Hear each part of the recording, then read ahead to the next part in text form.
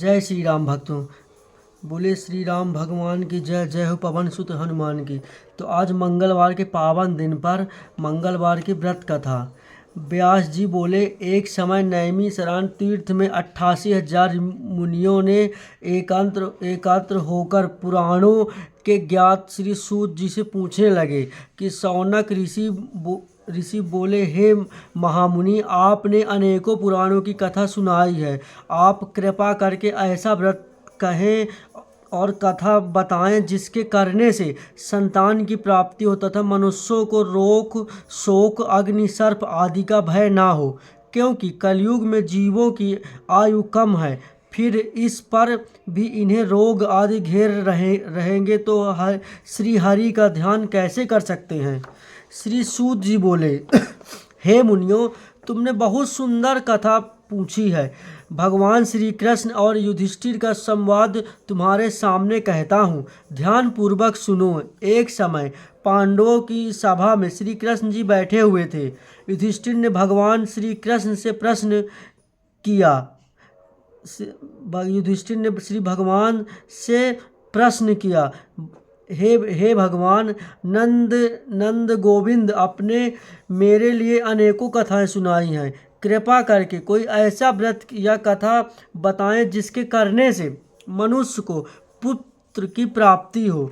प्रभु, बिना पुत्र व्यर्थ जीवन है, बिना पुत्र नरकगामी होता है तथा पितृ ऋण से जीवन व्यर्थ है।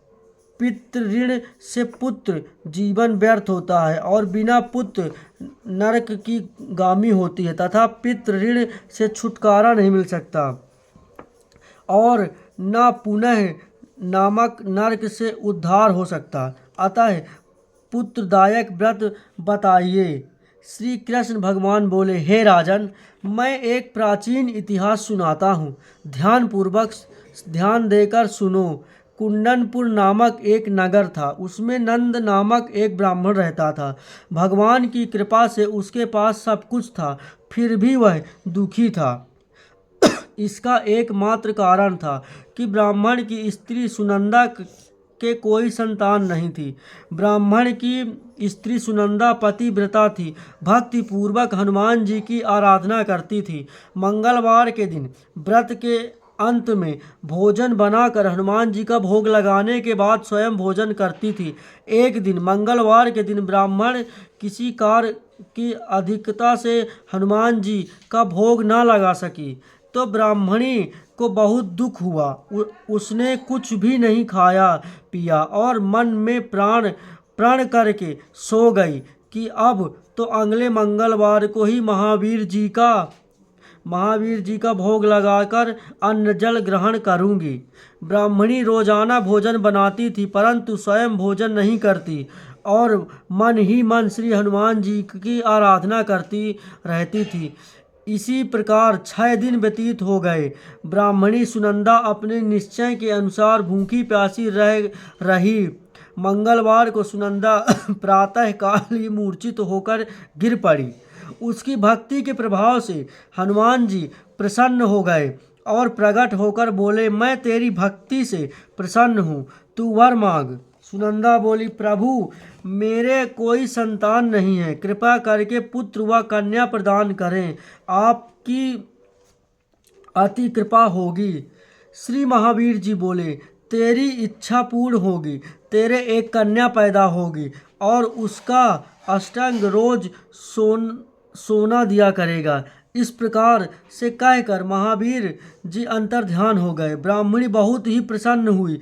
सभी समाचार अपने पति से कहकर ब्राह्मण देव कन्या का वरदान सुनकर कुछ दुखी हुए, परंतु सोने की बात सुनी तो बहुत प्रसन्न हुए।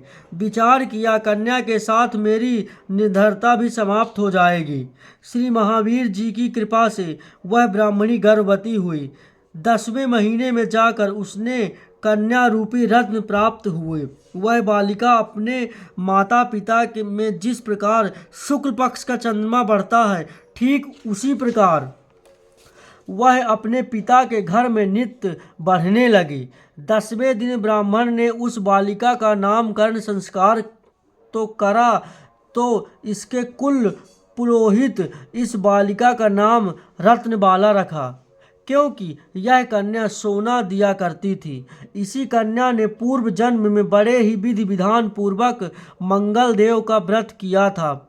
रत्नबाला का अष्टांग बहुत सा सोना देता था। इस सोने से वह ब्राह्मण बहुत ही धनवान हो गया, जिससे उस नंदा ब्राह्मण को बहुत ही मदद तथा अभिमान हो गया। सुनंदा ने देखा कि उसकी पुत्री विवाह के योग्य हो गई, तो वह अपने पति ब्राह्मण देवता को अत्यंत प्रसन्न देखकर बोली, मेरी पुत्री रत्नबाला विवाह के योग्य हो गई है, अतः आप कोई सुंदर तथा योग्य वर देखकर विवाह कर दें। क्योंकि शास्त्रों की आज्ञा है 8 वर्ष में गौरी, 9 वर्ष में रोहिणी, इस वर्ष कन्या के इस बाद राजसल सज्ञ हो जाती है। गौरी के दान से पाताल लोक की प्राप्ति होती है, रोहिणी के दान से वैकुंठ की प्राप्ति होती है, कन्या के दान से इस लोक में सुखों की प्राप्ति होती है। अगर हे पतिदेव राजसोला का दान किया जाता है तो नरक की प्राप्ति होती है। ब्राह्मण बोला, अभी तो रत्नवाली 10 ही वर्ष की है, और देख मैंने तो 16 साल की कन्याओं के विवाह कराए हैं, अभी जल्दी ही क्या है। ब्राह्मणी बोली, आपको तो लोभ अधिक हो गया है। अगर 11वें वर्ष में विवाह नहीं होता है तो उसके मानसिक धर्म का रक्त पित्र और भ्रात को पान करना पड़ता है। ब्राह्मण बोला, अच्छा, कल मैं अवश्य ही लड़का देखने के लिए जाऊंगा और दूत को भेजूंगा। दूसरे दिन ब्राह्मण ने अपने दूत को बुलवाया और आज्ञा दी कि जैसी मेरी सुंदर कन्या है वैसे ही सुंदर वर तलाश लाओ। दूत ने अपने स्वामी की आज्ञा पाकर नगर में एक सुंदर ब्राह्मण के बालक को देखा। बालक देखने में सुंदर था तथा ब्राह्मणों के सभी गुण इस बालक में मौजूद थे। इस बालक का नाम सोमेश्वर था। दूत ने आकर स्वामी नंदा के लिए बालक को बतलाया। ब्राह्मण ने सोमेश्वर को देखकर विधि पूर्वक विवाह कर दिया तथा कन्यादान में काफी धन दिया। ब्राह्मण ने विधि पूर्वक कन्यादान कर अपने को बहुत भाग्यशाली माना। नंदा को महालोभ हो गया। उसने विचार किया, अब कन्या तो चली जाएगी, मेरे लिए सोना जो इस कन्या से मिलता था वह अब नहीं मिलेगा। मेरे पास जो धन है इस की शादी में खर्च हो गया और जो कुछ भी है वह कुछ समय में नष्ट हो जाएगा। इससे इस कन्या का विवाह करके मैंने बहुत गलती की। अब मुझे कुछ उपाय करना चाहिए जिससे यह कन्या मेरे घर में बनी रहे, अपनी ससुराल ना जाए। ब्राह्मण इसी पर विचार करते करते रात्रि भर सोया तक नहीं। उसने विचार किया कि जब कन्या को लेकर सोमेश्वर अपने घर के लिए जाएगा तो वह छिपकर मार्ग में उसका वध कर देगा और अपनी कन्या रत्नवाला को अपने घर ले आएगा, जिससे उसे नियमित रूप से सोना मिलता रहेगा और समाज का कोई मनुष्य उसे दोष नहीं दे सकेगा। प्रातः काल हुआ। नंदा और सुनंदा ने जमाई तथा लड़की को खूब धन देकर विदा किया। सोमेश्वर अपनी पत्नी रत्नवाला को ससुराल से अपने घर लेकर चल दिया। ब्राह्मण नंदा महालोभ के वशीभूत होकर मार्ग में छिपा हुआ था। वह जमाई को मारकर रत्नबाला को फिर अपने घर ले जाए, जिससे उसे अष्टसंग सोना मिलता रहे, वह कभी निर्धन ना हो जाए। नंदा ने अवसर पाकर सोमेश्वर का वध कर दिया और अपनी लड़की रत्नबाला के पास जाकर बोला कि हे पुत्री, मार्ग में लुटेरों ने तेरे पति का वध कर दिया, अब तू घर चल, वहाँ पर रहकर अपने शेष जीवन को व्यतीत करना है। भगवान की इच्छा से आगे किसी का कोई वश नहीं चलता, उसे जो अच्छा लगता है वही करता है, और बेटी जो भाग्य में लिखा है वही होगा, इससे किसी का कोई वश नहीं है। अपने पिता के द्वारा अपने पति की मृत्यु का समाचार सुनकर रत्नबाला बहुत दुखी हुई और अनेकों प्रकार से रुदन करने लगी और अपने पिता से बोली, हे पिताजी, इस संसार में जिस स्त्री का पति नहीं है उस स्त्री का जीना व्यर्थ है। मैं अपने पति के साथ ही अपने शरीर को जला दूंगी और सती होकर अपने इस जन्म को माता पिता के को नाम तथा सास ससुर के यश को सार्थक करूंगी। मैं अब लौट कर घर नहीं जाऊंगी। अपनी कन्या रत्नबाला के वाक्यों को सुनकर ब्राह्मण बहुत दुखी हुआ।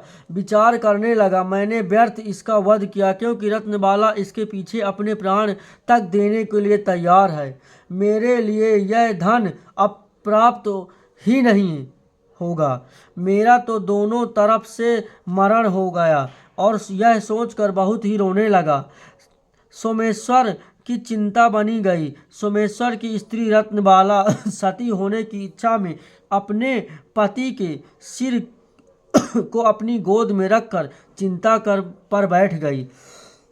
जैसे ही अग्नि लगाई वैसे ही मंगल देव प्रसन्न हो गए और बोले, हे रत्नबाला, मैं तेरी पति भक्ति से प्रसन्न हूँ, तू वर मांग।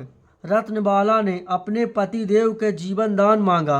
मंगल देव बोले, रत्नबाला, तेरे पति अजर अमर और महाबुद्धिमान हो जाएगा और भी जो कुछ तेरी इच्छा हो वर मांग।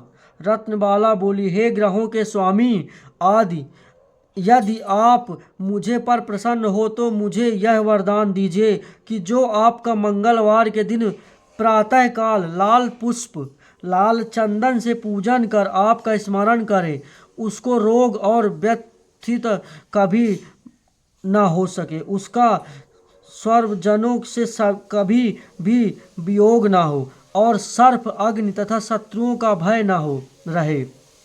जो स्त्री मंगलवार का व्रत करे वह कभी विधवा ना हो, उसको पुत्र पौत्रों की प्राप्ति हो। मंगल देव तथास्तु कहकर अंतर ध्यान हो गए। तथास्तु कहकर मंगल देव अंतर ध्यान हो गए।